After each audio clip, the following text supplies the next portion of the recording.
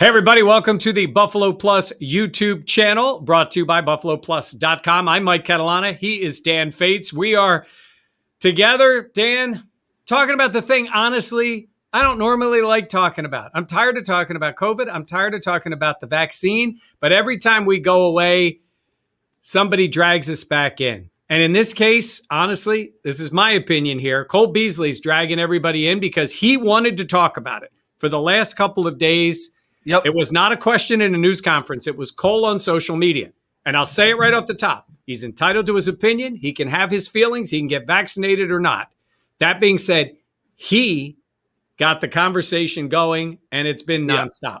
Yeah, and we've seen all the comments that you guys have posted telling us to stop asking questions about the vaccine, and please don't click out of this video yet, because this was not – Cole hasn't spoken to the media this offseason. Since this vaccination was brought up, Cole has not been made available to the media.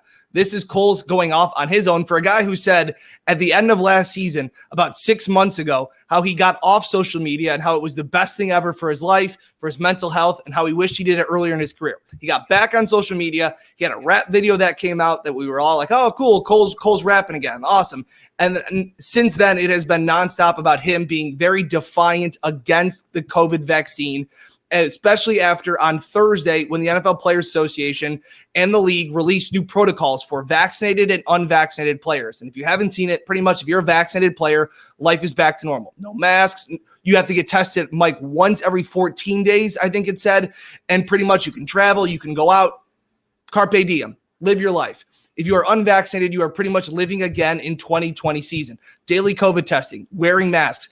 And the cherry on top, which really got me, was the league and the team can fine a player up to $50,000 of their game check for going to restaurants, going out to nightclubs, going to bars, going to house parties, doing things that they are not permitted to doing. So Cole Beasley yesterday called the NFL Players Association a joke, said they weren't looking out for the players, all of those things that you pretty much can't say, pretty much saying you can't make me do what I don't want to do, and I'm going to do whatever I want.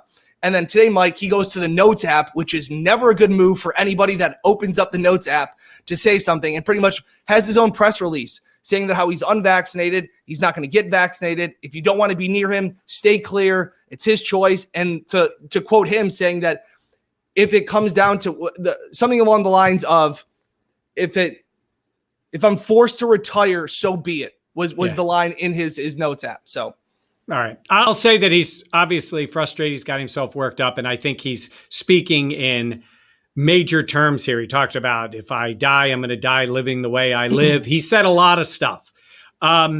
Look, it's pretty obvious. The NFL is doing everything they can without forcing players to get vaccinated. They are making it miserable for a player that's not vaccinated. So you can say it's unfair, but the NFL wants the players vaccinated. Absolutely, they do. They can't force them to because of the collective bargaining agreement, but they can apply these rules to, make it where you're saying, is it worth it? Now, Cole is dug in. And look, like you said, this is what he believes. But unfortunately for him, you work for a league, you work for a company in the NFL and the Bills, and this is what the league is saying. You have to follow it, or again, it's his choice. He doesn't have to play. He said, I'll play. He said, I'll play for nothing. I think he meant because he'd get fined. I don't know what he was referencing. Right, and Mike, and that was the interesting thing with him saying, I'll play for, I will do what I want. I will be with my family. I will have people over, all of those things kind of makes you think that like he's supposed to make like $4.7 million. Is he just going to just eat fines day after day? And I know enough about Sean McDermott and Brandon Beane and how this organization has been run. And we've asked the question to Josh and to Sean and to Brandon about, hey guys, is this going to be a distraction? And they've all said, while Sean said he was concerned about, reaching the threshold of COVID vaccinations for his team, he said, like, we're having positive conversations. They're open conversations, open dialogues. All of the conversations have been great. We asked Micah Hyde about it, and he goes, guys are just focused on the things in the room. They're just focused on football. This now seems like a distraction. Yeah. When Cole goes out and does his own press release, rogue. And now he says that there are other players in the league that feel this way. And I'm sure there are. And that's exactly it.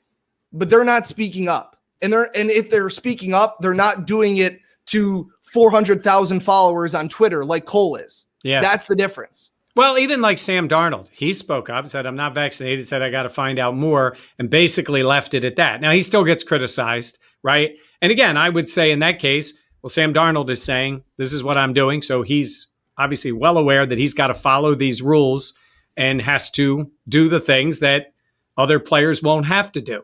I mean, I do think at a certain point with some players, if they're on the fence, that alone will push them to say, I'm just getting it. I'll be done with it. The other thing I got to say to fans, and again, I don't see any of the comments yet because this hasn't been posted yet. It will be. I know you're going to be telling us that it's none of our business and all these things. We're telling you this because it could impact the team. A good example is a vaccinated player who is exposed would not have to go into quarantine and would be able to play as long as they test negative if they've been exposed to someone who's positive. Whereas a player who's unvaccinated would have to sit out. That's the rule in 2020. We saw it happen with players where they were out of games. So you're sitting here before the Miami Dolphins game and player A, B, C, or D gets exposed to COVID and they're out. Family member. Well, that's it too. Family member. Your wife is exposed, a spouse. That's close contact. It's not just in the building. And like, I know things have been going well in the country and all these good things are going on as we start to return to normalcy. John Rahm had a 6-shot lead in the golf tournament and got pulled before the final round. Chris Paul is now out indefinitely for the Phoenix Suns as they're playing in the NBA Western Conference Finals. Like, while things are getting better and we're encouraged by all these signs, like COVID is still here and it is still going to affect teams. That's why we've been asking the questions about, hey, what's going on with vaccines? Because it's going to affect game plans. Like, teams completely had to redo how they did things last year. Meetings. They kept Jake Fromm in a bubble because of COVID. Like, things changed because of this virus. And that's why we continue to ask the questions, because the virus hasn't gone fully away yet. Yeah. And the other part is, look, we asked all these questions. There was no vaccine last season. We were asking a bunch of questions about how it was handled in the room, what players were doing. All those questions, in my mind, are the same as asking questions about the vaccine. The difference is the vaccine is something it's not like wearing a mask here. This is something you are putting in your body. And if this is what you believe, like I said, Cole Beasley can believe that. He is certainly not alone on this team, in this league, or in this country.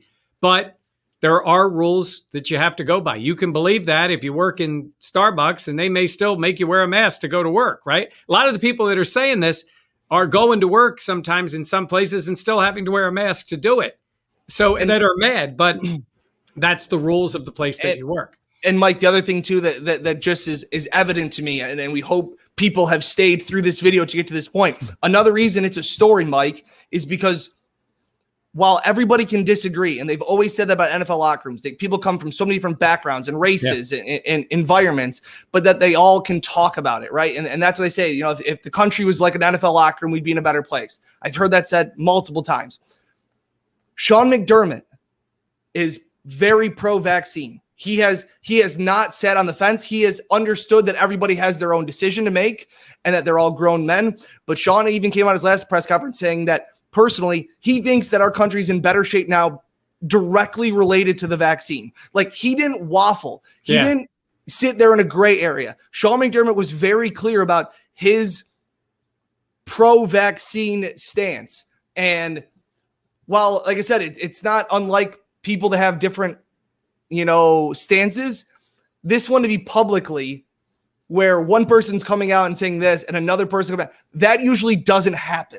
Yeah. And obviously you're Sean McDermott, your focus, he cares about his players. His focus is the team, right? It is. And it always has been. And what is the best thing for the team? So, I think he obviously believes it about the vaccine, but he also says this is going to make life better and easier to move around and everything. And it's going to take away that level of, I don't even say tension in a locker room, but it could. Now, look, we're not in that locker room when the guys are just being the guys. We're only in there to do some interviews. They know we're in and then we're out. So maybe in that room, they've got a great room. They always have. Maybe in that room, it's not an issue. And that may be the case. might be the case with every guy in there. They're just like, this is what he does. It's fine. I hope for the Bills' sake this season that is the case. But in this current situation, again, and I know you've already dismissed what we said, Cole keeps bringing it up, and he does. And so that's why we're talking about it today. 3 teams have already reached, I think Ian Rappaport said that 3 NFL teams had reached the 85% threshold to have the vaccine protocols lessened. Miami, the Saints, and the Bears, I think. Yeah, I didn't see the 3 teams, but yeah. There's 3 teams that have reached the 85%. Yeah. Well, you know, in baseball, it's a huge percentage now, right? And it's very clear. You will see players and managers wearing masks in some dugouts, and you will not see them wearing them in others. Yeah. It's a direct. And again, that's another thing. Eventually, by process of elimination, we're going to find out who's vaccinated and who's not. Yeah. Because players are going to post pictures. They're going to take Snapchats. The team takes pictures of them getting on planes. Are they wearing a mask? Who doesn't get their picture taken? Things like that. Yeah. All of this stuff will come out. Yeah, and it will. And like I said, these are the rules. This is what the league wants. And this is not breaking news here. What the NFL wants, the NFL gets. That's the way it is. I mean, they played a game last year where a team didn't have a quarterback. Played another game where the poor Ravens were down to like 32 guys, and they made them play. The NFL is going to do what the NFL wants. And Cole can get mad, or any player can get mad. It's not going to change what the NFL does. It's just not. And they're going to go and play. So he's entitled to his opinion, but he brought it out. Yep. And that's what happened today. So we'll see what happens going forward. Again, if we upset you talking about this, I'm sorry. This is a real issue in the NFL, and it's a real issue today around the whole sports world. You know, whether you care or not, look on ESPN's website. I think it's about the second story. It's about Cole Beasley, because it's gotten a lot of attention. So, hey, maybe this will just go away like a lot of things, and it's 6 weeks to camp and everybody will forget, but I don't think that's going to happen. All right. Remember, you got plenty of content on the Buffalo Plus YouTube page, including our story about the Bills and the site for a new stadium, which is Orchard Park. We go into all kinds of details on that. You can check that out and check out everything else we have on BuffaloPlus.com and the Buffalo Plus YouTube page. For Dan Fates, and for Jenna Cottrell, who had a Veterans Day off, I'm Mike Catalano. Thanks for watching here, and we'll see you again the next time.